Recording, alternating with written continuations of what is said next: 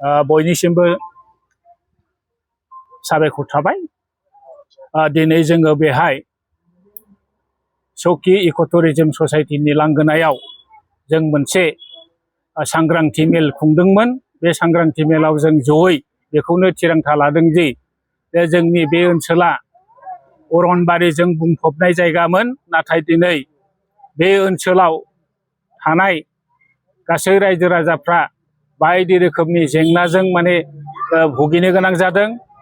दा बुंनो थाङोब्ला बे ओनसोलाव आथिखालाव जों खोनानो मोनदों जे बेंगल टाइगारा बे अरनबारियाव फैदों। दा बे बेंगल टाइगारा मानो फैदों बिनि सोमोन्दै जों रायजोफोरनि सिगाङाव मोनसे एवारनेस लाबोदों। आरो बे मोसाया हयथ' जोंनि बे ओनसोलनि सोरबा सुबुंनि सायाव जेला गाग्लोबगोन अब्ला जोंहा बेवहाय गोबां खहा जानायनि सम्भाबना दङ। बेखायनो जों रायजोफोरखौ बुजायदों, जों सांग्रांथि लाबोदों जाहाथे हारसिं हाला जाहाथे बे अरनबारियाव थाङा आरो जाहाथे बेवहाय थानाय ओनसोलनि बे सुबुंफ्रा जाहाथे बन दाननो बा हाग्रायाव माबा खारनाव हारसिङै थांनाय बेफोरखौ जाहाथे बन्द' खालामो, जों बेखौ खावलायदों। आरो बेजों लोगोसे आं बेखौनो बुंनो लुबैदों जे बे ओनसोलाव जोंनिया बे ओनसोला आबादारि गोजा। बेवहाय जोङो गोबां माइनि आबाद खालामो, बायदिसिना आबाद खालामो। बेवहाय हाग्रानि जिथु मैदेर बियो जोंनि बे ओनसोलाव जोबोद माने बुरजायैनो बिसोरो फैयो आरो जोंनि खेथिफोरखौ जोंनि आबादफोरखौ बिसोरो नस्थ' खालामलाङो। दा बिनि सायाव सरकारा नोजोर होनाया मोजां आरो नांगौ रोखोमै जोंनो फेन्सिंफोर होनानै जाहाथे बेखौ रैखाथि होनो हायो बिनि बेबस्थाखौ जाहाथे सरकारा लायो, आं बेखौनो खावलायदों।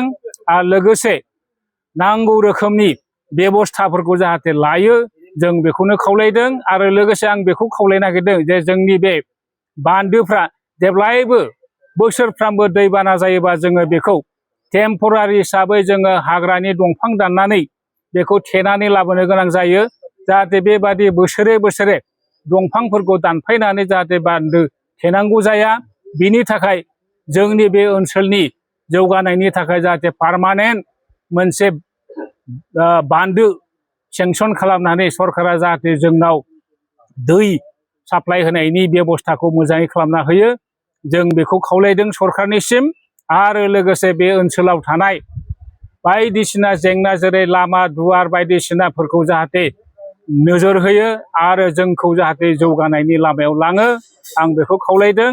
बे ओनसोलाव थानाय डिसपेन्सारि होन, साब सेन्टार होन, बेफोरबो गासिबो असल अबस्था, जेरावनाखि डाक्टर गैया, नार्स गैया, मुलि गैया, बेफोरबो जाहाथे सरकारा नोजोर होयो, आं बेखौनो खावलायहरबाय। आरो लोगोसे जोंनि बे ओनसोला थांनाय फैनाय जिथु हान्था मेला बिनि बेबस्था गैया। टटेलि गासिबो सोरगिदिं जोंनि बे ओनसोला हान्था मेलायाव गासिबो जोबथेजानाय होनना बुंजागोन। बे ओनसोलनिफ्राय जेरावबो जायगायाव थांनो हानाय बेबस्था गैया। बेखायनो बेखौ थाबैनो सरकारा नोजोर होनानै जोंनो बेखौ सुफुंनांगौ, आं बेखौनो सरकारनिसिम गले गले खावलायहरनाय जाबाय। गोजोन्थों। दिनै जों बेयाव जथुमनाय कारनानो जाबाय जोंनि ओनसोलनि बागै। जिहेथु जोंना बे सकि बे हाजोआल' मोनसे फिसा जोंना रिजार्भ जों जानानै दङ थायो।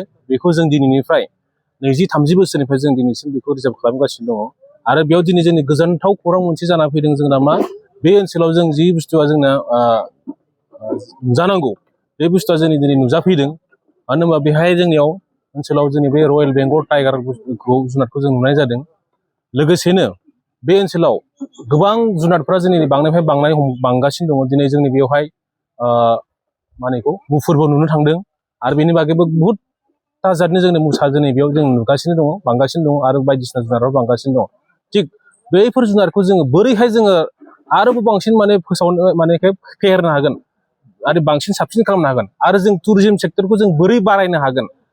दिनै जोंना टुरिज्म माने बेवहाय ओनसोलाव जोंना जेबो डेभेलपनि अनुस्थान गैया, अफिस गैया, जोंनि सरकारि मोनसे अफिस गैया, जोंनि माबा मोनसे अफिस गैया। जोंना दङ होनबा खालि जोंनि बे सकियाल'। आरो जोंनि सिनायथियानो जों बे सकिजोंसो सिनायथि खालामनो हायो। आरो जों बेखौनो दिनै सावरायनाय जायो बेवहाय, जों बे सकिखौनो लानानै जोंनि ओनसोलनि लोगोसे जोंनि BTC आरो लोगोसे जों अल इन्डिया आसामनि मोनसे मोजां टुरिस्ट प्लेस बानायनानै जोङो मोनसे सरकारनोबो मोनसे सहाय बा टेक्स होनानै जों बे जायगाखौ डेभेलप खालामनो हायो। बेजों बेफोरखौ लानानै जों दिनै बे जों सावरायलायनाय जायो